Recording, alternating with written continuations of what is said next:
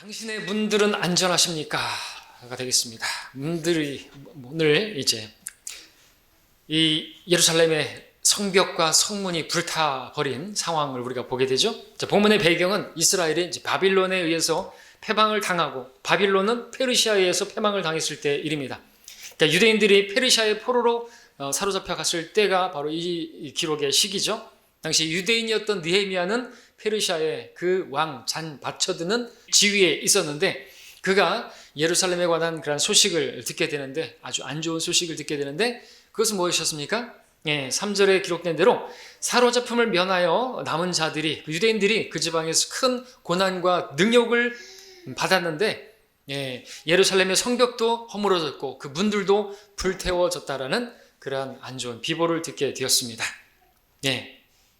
유대인들이 이방인들에 의해서 침략당하고 고난과 능력 가운데 있었는데 성벽과 또 문들이 불태워졌다. 자, 오늘 여기서 우리 주목할 말씀은 예루살렘에 남아있던 그 사로잡힘을 면하여서 그렇게 남겨졌던 그 남은 자들 유대인들이 고난과 능력을 당하게 된 그 원인이 어디 있었는 것인가? 원인 없는 결과는 없죠. 그리고 이 본문 말씀, 이 말씀은 이제 원인과 결과를 말씀하고 있는데 마치 결과와 원인을 이야기하고 있는 것처럼 이유가 뭡니까? 성벽과 성문이 불타버렸기 때문에 침략이 들어왔고 그리고 거기에 있던 성벽 안에 있는 사람들이 고난과 능욕을 당했다라는 것입니다. 그러므로 예루살렘의 성벽과 성문은 그들에게 무엇이었던 것인가? 바로 그들을 보호해주는 방어막이었던 것입니다. 그 방어막에 뚫리게 되니까 어느 성이든 성벽과 성문이 무너지게 되면 침략당하는 것은 어쩔 수가 없는 것이죠. 당연한 수순인 것이죠. 자, 그래서 오늘 우리가 이 말씀에서 다 볼 거 아니고 우리가 교리적인 적용이 아니라 영적인 적용을 해서 우리도 우리를 지켜주는 우리 성벽과 성문이 있는데 특별히 성문을 중심으로 해서 말씀을 드릴 텐데요. 그 성문이 무너져 있지는 않은 것인가? 당신의 성문은 안전하십니까? 라는 제목으로 우리도 그 성문이 무너지게 되면 우리도 고난을 당하고 능욕을 당할 수 있고 마귀에게 그렇게 패배할 수가 있고 수치 가운데 드러날 수가 있음을 우리가 기억하고 이 성문들이 여러분들 견고히 서 있는지 혹시 불타버리진 않았는지 오늘 점검하시고 다시 세우시는 여러분 되시기를 바라는 것입니다. 자, 그렇다면 우리를 지켜주는 성문들에는 무엇이 있는 것인가? 무엇이 우리를 지켜주는 영적인 문들인 것인가? 느헤미야 3장을 보게 되면 이제 느헤미야에 의해서 이제 성문들을 고치는데요. 특별히 여러분들 그 성문은 총 12개인 걸 아시죠? 새 예루살렘도 12개의 성문 있죠? 진주문으로 되어 있고 그런데 12개 문 중에서 하나님이 섭리겠죠. 10개의 문을 이 느헤미야 3장에서 나오는데 그것을 보수하는 것을 보게 됩니다. 10개 문. 그러니까 하나님께서 그 성문들의 이름을 하나하나 붙이셨는데 그것도 하나님의 또 섭리고 목적이시겠죠. 바로 그 문들을 보수하고 그 문을 세우고 문짝을 달고 하는 것을 보면서 우리도 그 문들, 우리의 영적인 문들 어떻게 되어 있는 것인가? 그 이름들을 보면서 교훈을 얻기를 원하는 것입니다.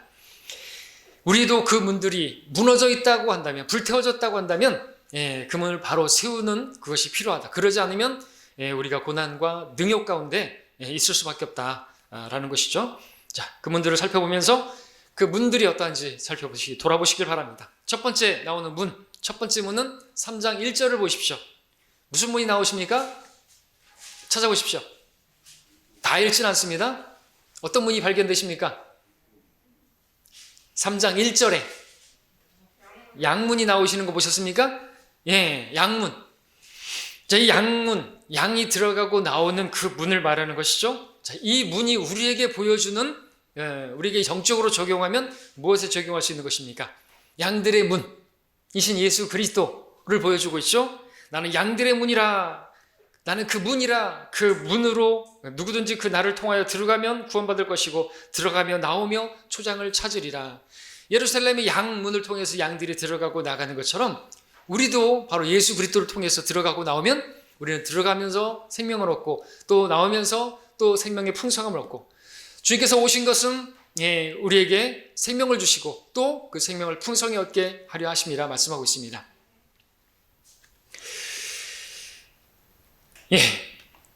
성문 중에서 첫 번째 문으로 양문이 나오고 있습니다. 우리 삶에서 가장 먼저 세워져야 하고 가장 우선시 되어야 하는 것이 있다면 그것은 다름이 아니라 주님과의 교제라고 말할 수 있습니다. 왜냐하면 그 교제를 통해서 우리는 그 생명을 얻고 또 그 생명을 풍성히 얻을 수가 있기 때문에 우리가 영적으로 건강하기를 원한다면 무엇보다도 양문이 든든하게 서 있어야 되는 것입니다. 여러분 어떻습니까? 양문이 불타버려 있지는 않습니까? 주님과의 교제는 건강하십니까? 불타버렸다고 한다면 여러분들 그 양문을 다시 세워야 하는 것이죠. 주님과의 교제가 불타버리게 되면 영적인 삶은 황폐하게 될 수, 영적인 삶뿐만 아니라 여러분의 삶 자체가 고난의 삶이고 또 능욕의 삶이 될 수가 있다는 것을 알아야 하는 것이죠. 그렇다면 여러분들 양문을 세우시기 바랍니다. 주님과의 교제가 그 무엇보다도 가장 소중한 것이죠. 다른 무엇보다, 다른 섬김보다 필요한 것은 한 가지뿐이라고 말씀하지 않았습니까? 그것을 여러분들이 중요하게 생각하시고 가장 우선시 놓으시길 바랍니다. 첫 번째로 그래서 양문이 나오는 것이죠. 두 번째, 3절에서 또 하나의 문이 나오는데 찾아보십시오. 물고기 문이 나왔습니까? 그렇습니다. 자, 물고기 문을 보수하는 것을 보게 됩니다.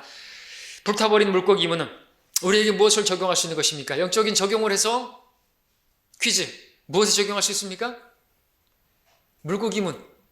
우리에게 적용하면 물고기. 주님께서 우리를 구원하신 목적 가운데 하나가 뭐죠? 사람을 낚는 어부가 되게 하리라 말씀하셨습니까? 그래서 이 물고기 문은 우리로 하여금 우리가 주님과 교제를 하게 되면 주님께서는 우리에게 어떤 부담을 주세요? 혼들에 대한 연민을 주시고 우리로 하여금 자연스럽게 저 혼들에게 가서 복음을 전해서 저들을 이겨오는 사람을 낚는 어부가 되기도 하시는 것이죠.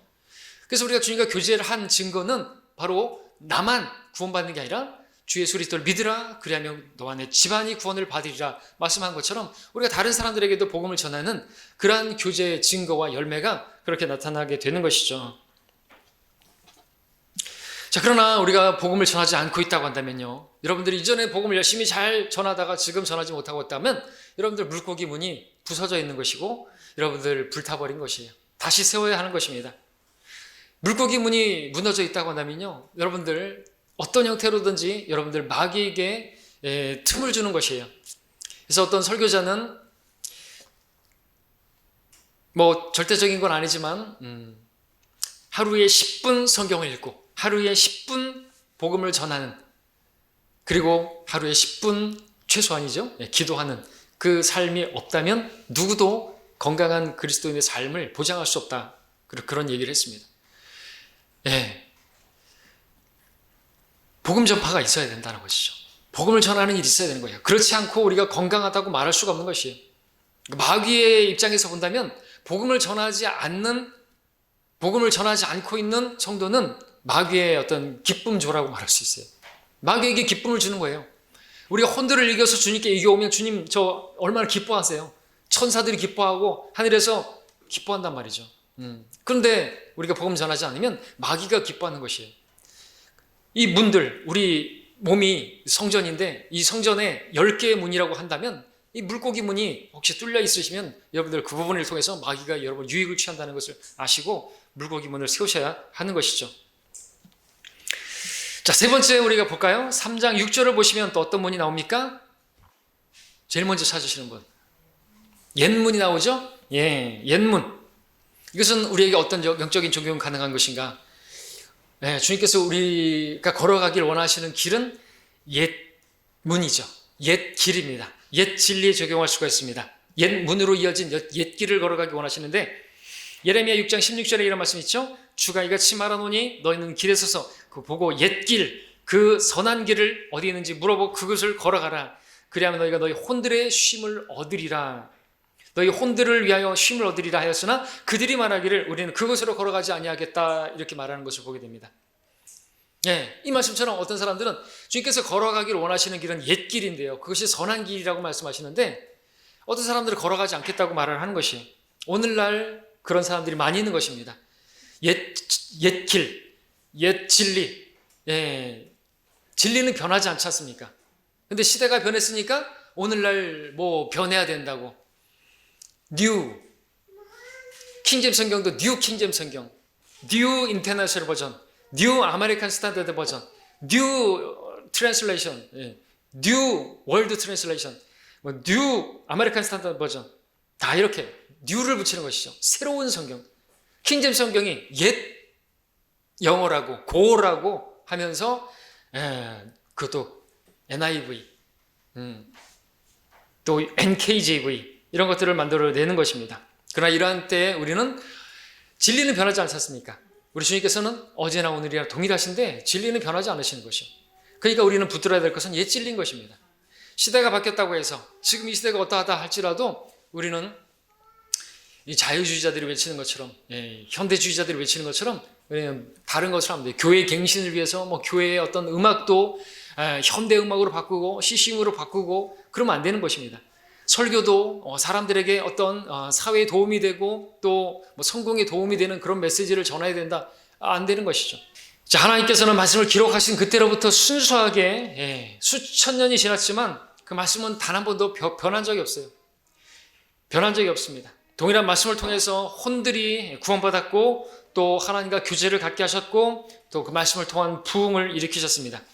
때문에 건강한 성도는 날마다 옛 주님과의 그 진리, 늘 들어도 새로운 그 말씀을 붙들고 그렇게 주님과 교제를 했던 것이죠. 하나님의 말씀이 옳다 그러면 옳은 것이고 그러다 그러면 그런 것이에요. 시대가 바뀌었으니까 악을 선하다고 선을 악하다고 하면 안 되는 것입니다. 오늘날은 어떻게 해요? 동성연애까지도 이제는 악이 아니라 선이다라고 말을 하는, 교황까지도 그런 얘기를 교황까지도 아니라 교황은 그런 얘기를 해도 할 말이 없어요. 그죠? 그리고 또 다른 것도 마찬가지입니다. 간음을 죄가 아니라고 말을 하면 세상이 우리는 간음이라고 말을 해야 되는 것이죠. 시대가 바뀌었다고 해서 달라지는 것은 아닌 것입니다. 자, 그런 일들이 그렇게 되면은요, 병든 교인들이 만들어지는 것이고, 세속적인 교인들이 만들어지는 것이고, 오늘 하나님 보시기에 정말 토해내고 싶은 이것도 아니고 저것도 아닌 그런 교인들을 양산해내는 것이죠. 우리는 옛 진리 안에 머물러야 하는 것입니다. 하나님 말씀은 변치 않는 말씀이고 그것은 이미 7번 정화된 은 같은 순수한 말씀들인 것이에요. 거기나 뭘 더하거나 뺄 필요가, 빼서는 안 되는 것이죠. 우리는 그 옛 진리 안에 머물러야 되는 것입니다. 혹시 여러분들이 설교를 들을 때라든지 또 하나님의 말씀을 여러분들이 읽으실 때 이걸 지루하게 생각하시거나 또 새로운 어떤 것을 한 번도 들어보지 못한 어떤 것들을 기대하시면 안 되는 거예요. 그럼 영적으로 병드는 것입니다. 오늘 설교를 들을 때도 여러분들 제가 어떤 정치적인 메시지를 여러분들이 원하신다든지 이 세상에 어떤 돌아가는 그런 일들을 가지고 여러분들 말해주기를 원한다든지 그럴 거 아니라는 것이죠. 그렇죠? 그런 것들을 기대하지 마세요. 우리는 그냥 옛 진리, 그죠? 오전과 같이 그런 진리, 그런 변함이 없어요. 그리고 그것은 앞으로도 계속될 거예요. 그거는 한 번도 변하지 않습니다. 사람들이 바꾸려고 해도 이 세상의 역사는 바뀌지 않고 우리는 다 이미 성경에 예언된 그대로 되어질 걸 보기 때문에 다른 것을 요구할 게 아니라는 것이죠. 에피쿠로스 하파나 스토아파처럼 새로운 것을 추구하는 것은 병든 것입니다. 여러분들 옛 진리 안에 머무시기 바랍니다. 그 옛 길을 걸어가시기 바랍니다. 그러면 혼들의 쉼을 얻으리라고 말씀하고 있는 것이죠. 근데 그걸 벗어나면 혼의 쉼을 얻지 못하는 것입니다. 자, 네 번째로 13절에 가서 보시면 네 번째 문이 나오는데 무슨 문일까요? 골짜기 문이 나오죠?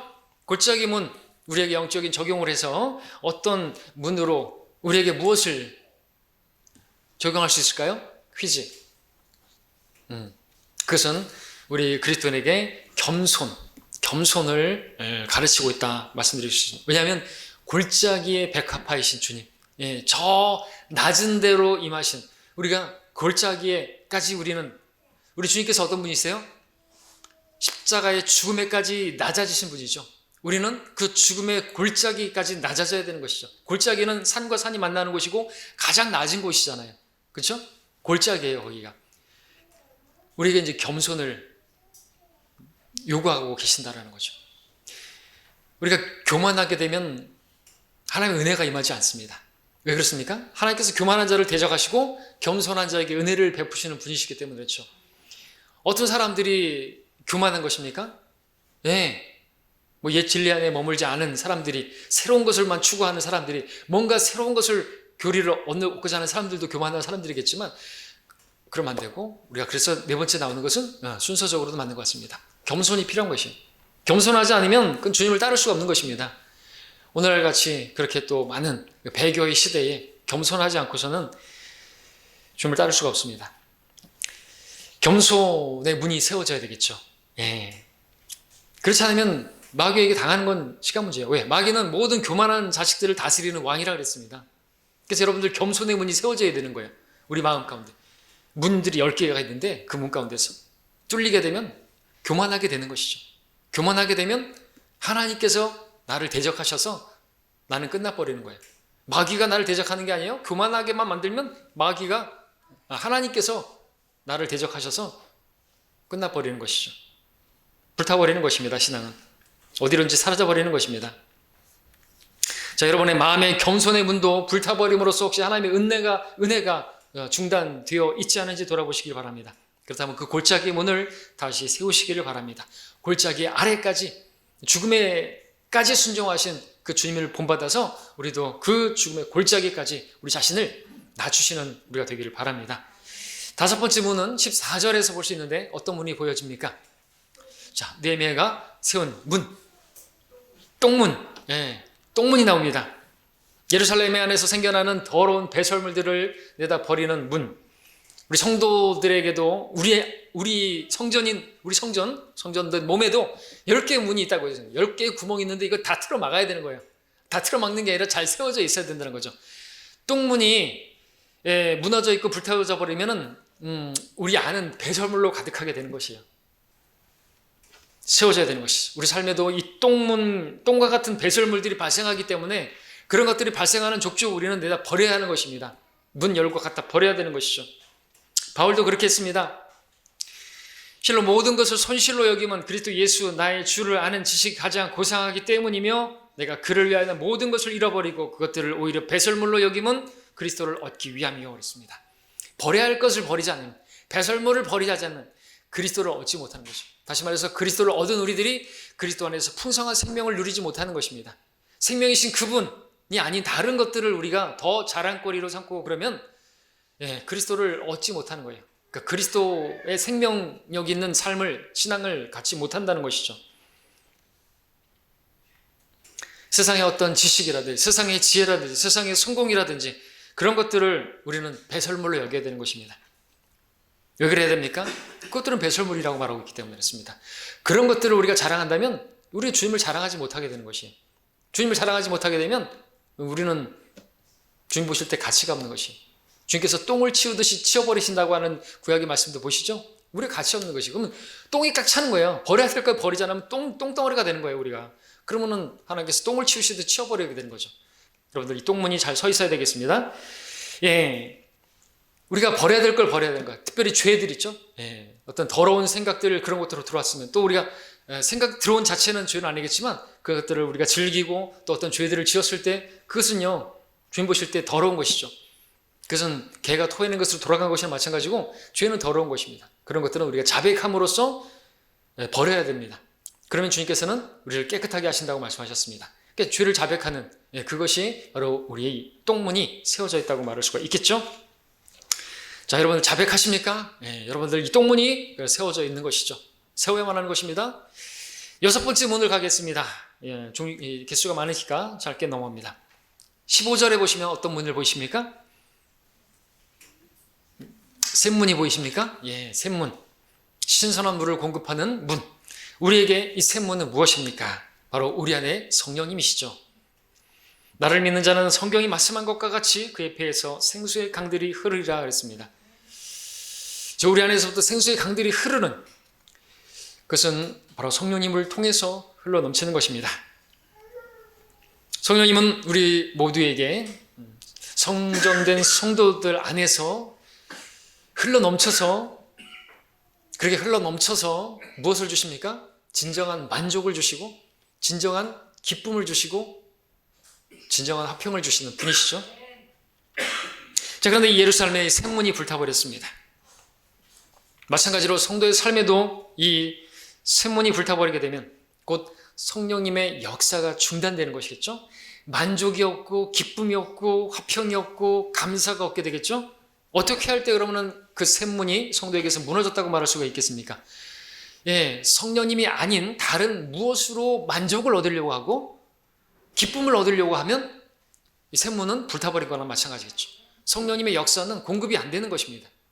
무엇으로? 세상의 어떤 오락이라든지 또 돈이라든지 명예라든지 또는 사마리아 여인처럼 어떤 사람을 통해서 남편이나 아내를 통해서 어떤 기쁨과 만족을 얻고자 한다면 이 샘문은 불타버린 것이나 마찬가지인 것입니다. 예, 그런 것들은 우리에게 만족을, 기쁨을 줄 수 있는 게 아니에요. 참된 것이 아닙니다. 그것은 저장하지 못할 깨진 물통들이라고 그렇게 또 말씀하셨죠. 우리가 그런 것들을 추구하면 추구할수록 오히려 더 갈증만 느끼게 될 것이고 우리 혼의 메마름만 경험하게 될 것입니다. 이스라엘은 그렇게 광야에서 요구하고 요구했지만 그것들이 자기들에게 공급되어지면 만족할 줄 알고 그랬지만 하나님께서 그것들을 다 공급해 주셨지만 그들의 혼 속으로 메마름을 보내셨다고 했죠. 거기는 진정한 만족이 있는 게 아니에요. 주님, 우리 혼에 만족을 주시고 우리 영의 기쁨을 가득 채우시는 분은 바로 우리 안에 계시는 성령님이신 것을 믿으시기 바랍니다. 오직 성령님으로 여러분들, 그러므로 성령님이면 충분한 것으로 여러분 믿으시기 바랍니다. 자, 그렇게 하면은 여러분 샘문이 견고하게 서 있는 것입니다. 무너지면 피폐한 삶을 살게 되는 것이죠. 고난과 능욕을 당하게 되는 것입니다. 세상에서. 7번째, 26절에 가서 어떤 문을 볼 수가 있습니까? 물문이 나오고 있습니다. 이 물문은 또 어디에 적용할 수 있습니까? 성경에서의 물은 바로 하나님 말씀을 또 상징하기도 하죠. 말씀에 의한 물로 깨끗하게 씻어 우리를 거룩하게 하시는 말씀. 또 디모데서 4장 5절에서 하나님 말씀과 기도로 거룩하게 됨이라 말씀하고 있습니다. 자, 우리가 물로 씻는 것처럼 하나님 말씀은 우리를 씻겨주는 일을 합니다. 느헤미야가 이 물문을 다시 세우려고 했던 것처럼 우리 역시나 하나님 말씀의 문을 세워야 하는 것입니다. 하나님 말씀을 들어야 한다는 것이죠. 첫 번째 말씀드렸던 양문과 좀 다르게 우리가 하나님 말씀을 듣는 일에 특별히 우리가 개인적으로 하나님 말씀을 듣고 하나님 말씀을 묵상하고 그렇지만 성경은 또 성령께서 교회들에게 말씀하시는 그 말씀을 들을지니라 그랬습니다. 교회적으로 하시는 말씀을 듣는 자리, 교회로 모이는 일에, 그래서 그 말씀을 듣는 일에 우리가 게을리하면 안 되는 것이죠. 하나님 말씀을 듣는 자리, 하나님 말씀이 들려지는 자리에 여러분들 함께 하시기를 바랍니다. 교회에게 말씀하시는 말씀을 들으시기를 바랍니다. 우리 개인적인 신앙생활, 개인주의가 지금 팽배하고 그런데 더욱 우리가 이 문을 세워야 하는 것입니다. 8번째로 넘어갑니다. 28절에 보시면 어떤 문이 나옵니까? 말문이 나옵니다. 말은 언제 필요하죠? 말은 언제 필요해요? 성경에 따르면 이 당시로 돌아가서 말이 필요한 이유는 그렇죠. 전쟁. 교통도 필요하지만 전쟁의 날에 말이 예비되거니와 구원은 주께 속한 것이라. 잠언 21장 31절에서. 말은 전쟁을 위한 것입니다. 그래서 전쟁을 위해서 말을 많이 늘리지 말라 그랬죠? 왜? 주님이 힘이신데 말 많이 늘리면 말 의지하고 요즘 말로 하면 탱크, 전차, 군사력 이런 것들을 믿으면 안 된다는 것이죠. 자, 그래서 이 말문은 우리 성도들에게 영적 전쟁에 적용할 수가 있습니다. 그리스도인은 사탄과의 영적 전쟁을 치르는 것입니다. 이 말문이 세워져 있어야 되는 것이죠. 안 그러면은 마귀가 또 유익을 취하는 것입니다. 자, 그런데 예루살렘에 말문이 불타버린 것처럼 오늘날 많은 그리스도인들이 영적 전쟁이 있는지조차도 모르고 마귀와의 싸움을 싸우지 않고 있는, 그러면은 고난이 있고 능욕이 있고 하나님 보시기에 정말 부끄러운 모습으로 있을 수밖에 없다라는 것입니다. 말문이 불타버린 상태나 마찬가지인 것이죠. 내가 왜 성경을 읽어야 하는지, 내가 왜 기도를 해야 하는지, 우리 기도 가운데 마귀가 나오지 않으면 안 됐는데 마귀의 공격으로부터 지켜주시라고 하는 그러한 기도가 왜 필요한지 모르게 되면 당하는 것이에요. 그러면 하나님께서 지켜주실 수 없는, 우리 구체적으로 기도해야 되는 것입니다. 마귀의 공격으로부터 지켜주시라고. 특별히 하나님을 섬기는데 마귀의 공격은 아주 집요하단 말이죠. 교회 타겟 1위예요. 개개인을 공격하기도 하지만 교회를 공격하는 것이죠. 또 교회에서는 목자를 치면 양들이 흩어진다는 걸 알기 때문에 여러분들 목자에 대한 비방이 있죠. 또 목자를 칠 때 어떻게 치느냐? 목자의 아내를 치는 거 아십니까? 그래서 여러분들 많은 교회들 그 전에 일어났던 일들 보게 되면 목회자의 아내가 도마에 올라요. 이렇게 했다고. 그러면서 결국에는 그래서 교회가 막 찢어져요.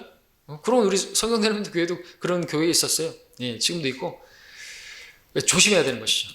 그 영적 전쟁을 봐야 돼요. 영적인 눈을 보고 봐야 되는 것이죠. 그냥 일어나는 게 아닌 것이에요. 목자에 대한 송사는 어떻게 해요? 투생의 증인이 없으면 받지 말라 그랬잖아요. 증인이 있어요, 증인? 증인이 없으면 받지 말아야 되는 것이에요. 증인이 있냐고죠. 뭐 다른 걸 얘기하면서 증거물도 증인이 된다고 말하지 말라 이거예요. 네? 성경대로 해요, 성경대로. 두세 증인 데리고 와라 이거죠. 그러면은 되는 거예요. 그러면 성경대로 선별을 해요. 선별을 하든지 뭘 하든지 성경대로 하자 이거죠. 성경대로. 그죠? 저는 몰라요. 저는 보지 못했어요. 보지 못했는데 봤다고 그러면 안 되잖아요. 그죠? 그러면 그 가운데서 어떻게 해야 된다 그래요? 성경은? 장로에 대한, 목사에 대한 송사는 두세 증인 없으면 받지 말라고. 그렇잖아요. 우리 다른 성도님들도 마찬가지잖아요. 어떤 성도님이 어떻게 그거 다 믿으면 안 되고 증인이 있냐고. 그랬다 카더라. 누가 누구한테 말을 한 걸 가지고 그걸 듣고 누가 그러더라 라고 하는 것을 또 말을 전달하면서 여기서 또 전쟁이 일어나는 것입니다. 마귀가 그렇게 하는 거예요. 그렇게 해서 교회들 끝나고 교회들 떨어져 나가고 막 그러는 거예요. 지금도 그러고 있어요. 지금도 그렇게 하고 떨어져 나가고 있단 말이죠. 봤냐고. 보지 못했는데 봤다 그러면요. 본다 그러면 그건 바리새인인 거라 하죠. 직접 확인해야죠. 증인이 될 수 없는데 자기가 뭘 얘기를 한다.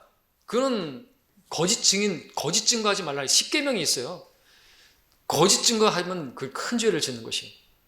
자기가 보지 않았으면 말하면 안 된다 이거죠. 자, 영적 전쟁을 알아야 되는 것이. 그래서 마귀에게 틈을 주면 안 되는 그런 것으로 틈을 주는 거예요. 마귀도요. 하나님도 말씀으로 역사하지만 마귀도 그런 말들로 어떻게 변질된 말로 성경을 변개시키는 것처럼 말을 변질시켜서 더하고 빼고 이전에 우리 교회에 있었던 것처럼 어떻게 했다 그랬죠? 우리는 늙었으니까 집구석에서 처박혀가지고 기도나 하래요. 이렇게 말로 바꿔가지고 전해니까 어떻게 됐습니까? 난리가 났잖아요. 저는 이렇게 멀고 하니까 이쪽으로 가실 때 하고 지금 이번 전도행은 이제 집에서 기도만 해주세요. 이 말이 어떻게 우리는 늙었으니까 당신하고 나하고는 집구석에 처박혀갖고 기도나 하래요 라고 김 목사가 얘기하더라고. 그러면 안 되는 거예요. 거기서 또 마귀가 역사하잖아요. 가지고 다 뒤집어 놓고 뭐 자기가 데려오는 사람들 다 데려가겠다고 그러고 자기가 데려온 것처럼 그죠? 성도님들이 다 분별하고 왔잖아요. 자, 너희가 시험에 들지 않도록 깨어 기도하라. 참으로 영은 원하지만 육신이 연약하도다 그랬습니다. 네, 연약하기 때문에 우리는 기도해야 되는 것입니다. 분별하게 해주시라고. 여러분들 이 문이 서 있어야 됩니다. 말문이 서 있어야 됩니다. 여러분들 그 문은 불타버리지 않았습니까?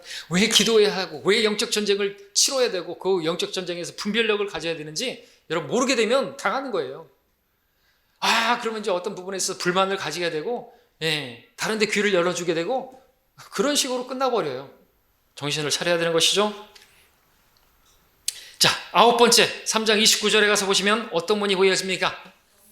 네? 발음 정확히요? 똥문 아닙니다. 동문입니다. 이 동문은 또 무엇과 관련되어 있습니까? 동문은 바로 예수 그리스도의 재림과 관련됐습니다. 왜 그렇습니까? 예수님께서 다시 오실 때 그 동문을 통과하게 될 것입니다. 지금 저쪽에 거기에 동문이 있는데 지금 동문이 어떻게 돼 있다 그러죠? 콘크리트로다가 시멘트 부어가지고 탁 막아놨어요. 왜? 주님께서 거기 입성하실 때 거기 그 복음서에 보면 들어가셨단 말이죠. 거기에 이제 또 에스겔 보면은 거기로 동문으로 들어가는 거예요. 근데 거기를 막아놨어요. 그러면은 주님께서 오시지 못하나요? 콘크리트 정도 부셔버리는 건 문제도 안 되고 주님께서는 영적인 몸을 가셨기 때문에 우리도 이 콘크리트 뚫고 올라가는 것도 문제가 안 되는데 그걸 막아놨단 말이죠. 근데 주님께서는 그 동문으로 입성하실 것입니다. 그래서 동문은 우리에게는 재림에 대한 소망을 적용할 수가 있죠. 이 동문이 굳게 세워져 있으면요, 우리 그리스도인들은 이 땅의 것들에 마음을 빼앗기지 않습니다. 죄 오심을 소망하면서 이 세상의 것들에 이 세상과 일치하지 않고 세상과 친구되지 않냐고 하늘을 바라보며 살아갈 수가 있다는 것이죠. 요즘 여러분 예수님의 재림을 소망하고 계십니까? 여러분 주님 속히 오시옵소서 기도하고 계십니까? 속히 오실 예수님 여러분들 소망하고 계십니까? 그게 없다면 여러분들 동문이 불타버린 거예요. 주님의 오심을 사모해야 되는 거예요. 이게 우리의 소망이지 않습니까? 성경의 마지막은 아멘 그라옵니다. 주 예수여 오시옵소서. 우리가 항상 인사해야 될 때, 인사할 때 마라나타, 주께서 곧 오십니다. 이게 우리에게 소망이 돼. 우리에게 사실 인사가 되어야 되는 것이죠. 주의 오심을 기다리는 우리가 되어야 되겠습니다. 그렇지 않으면 이 동문은 불타버린 것이에요. 마지막으로 보게 되는 문. 자, 마지막이 왔습니다. 좋죠? 안 좋죠? 더 많았으면 좋겠습니까? 한 20개 문이. 자, 느헤미야 3장 31절 가서 보시겠습니다. 무슨 문이 나오죠? 미캅 문이 나오죠? 미캅이라는 말의 의미, 그 이름의 뜻을 알아야 되겠습니다. 미캅이라고 하는 뜻은요, 예비된 자리라는 뜻을 가지고 있습니다. 그렇다면 우리에게 예비된 자리는 무엇을 보여준다고 할 수 있습니까? 자리, 시트, 자리, 석. 무슨 석? 그리스도의 심판석을 보여주고 있다. 그것은 우리에게 예비되어져 있는, 또 우리 주님께서 우리에게 준비한, 주께서 사랑하시는 자들을 위해서 예비한 것들은 거기서 받을 것입니다. 그리스도의 심판석을 보여주고 있다 말하고 있습니다. 자, 우리가 이 땅에 살고 있지만 장차 우리는 그리스도의 심판석 앞에 서게 될 사람들임을 알고 사십니까? 성경은 우리가 그리스도의 경주를 하는, 그리스도들을 경주하는 삶에 비유하고 있죠. 경기장에서 달리는 사람들은 모두 달릴지라도 한 사람만 상을 받을 것을 너희가 알지 못하느냐? 그러므로 너희도 상을 얻게 되도록 달리라. 근데 세상의 경주에는 한 사람이, 그 당시에는 월계관을 한 사람만 쓰잖아요. 그죠? 그것도 써봤자 금방 시들어버리고 버려져 버리는 것인데, 우리는 달리면 다 상 받는 것이. 왜냐? 우리는 다른 성도들과 다투는 게 아니기 때문에 그렇습니다. 우리는 나 자신과 이 육신과의 싸움이죠. 사실 모든 운동선수의 선수들도 제일 힘든 게 뭐라 그러죠? 자기와의 싸움이라 그러잖아요. 그게 진짜 싸움이에요. 자기와의 싸움에서 이긴 사람이 실제로 또 경기장에서도 승리를 하잖아요. 그죠? 우리도 마찬가지라고. 우리가 우리 자신과 싸우는 거예요. 육신에 지지 않고, 육신을 쳐서 복종시키고, 육신의 정욕에 이끌리지 않고, 육신을 죽은 것으로 여기고, 그러기만 하면 우리 모두는 다 상이에요. 자, 그런데 예루살렘의 미캅 문이 불타버렸던 것처럼 어떤 성도들은요, 그리스도의 심판석이 있다는 자체를 모르는 사람들도 있고, 또 그 심판석을 대비하지 않고 잊어버린 채 살아가는 성도들도 있다는 것입니다. 자, 여러분은 미캅 문이 서 있습니까? 주님의 오심을 소망하며 그 자리에서 여러분들 받게 될 상급을 쌓고자 그렇게 달려가고 계십니까? 우리 그런 성도들이 되어야 됩니다. 그리스도의 경주자들이 되어야 되는 것이죠. 주님께서 속히 오시기 때문에 그렇습니다. 여러분의 미캅 문은 서 있습니까? 안전합니까? 자, 10가지 문을 봤습니다. 말씀을 맺겠습니다. 예루살렘의 10개의 성문, 원래 12개지만 하나님의 섭리 가운데 10개만 지금 보여주겠습니다. 불탄 게 10개인 거예요.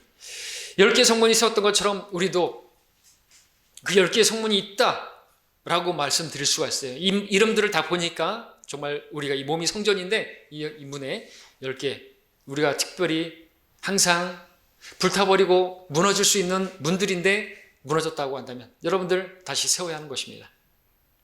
유대인들이 고통과 능욕을 당하게 된 원인이 무엇인가? 이 성문들이 무너졌기 때문에 적들이 들어와 버린 거예요. 다 탈취해버린 것이에요. 도둑맞은 것입니다.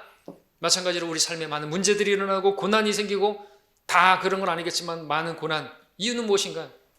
그 문이 부서져고 불타버렸기 때문에 라고 말할 수가 있는 것이죠. 우리를 보호해 줄 수 있고 우리를 지켜줄 수 있는 그런 것들이 무너지게 되면 어려움을 당하는 것이 아니겠습니까?